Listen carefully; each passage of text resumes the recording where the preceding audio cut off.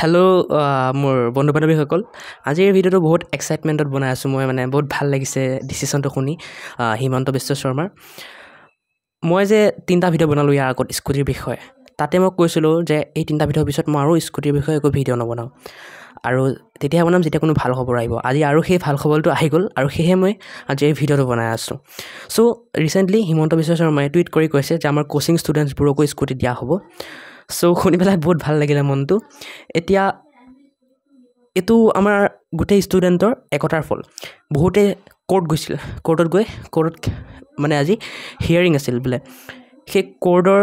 যে গ'ল ষ্টুডেণ্টবোৰে তাৰ বাবে বোলে আজি এই ডিচিশ্যনটো লোৱা হ'ল হয় কথাষাৰ সঁচা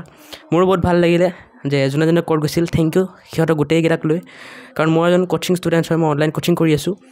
চ' বহুত ভাল লাগিল তোমালোকলৈ অশেষ ধন্যবাদ থাকিল তোমালোকৰ বাবে আজি গোটেই ষ্টুডেণ্টছবোৰে মানে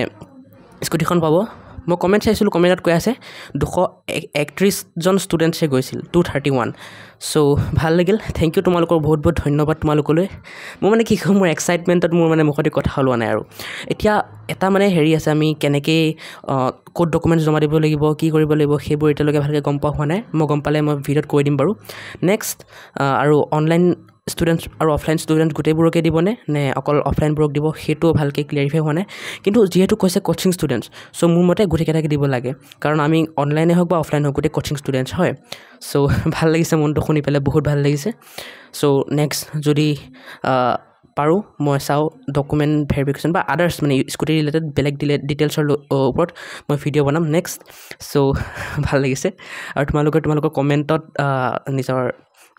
ৰাইটটো মানে নিজৰ ফিলিংটো শ্বেয়াৰ কৰি দিয়া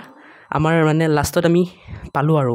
আমি পাম আৰু এতিয়ালৈকে পোৱা নাই বাৰু কিন্তু পাম আৰু চ' ভাল লাগিছে এতিয়া চাওঁ নেক্সট কি হয় চাওঁ চ' ষ্টে টিউন বাই কংগ্ৰেচুলেশ্যনছ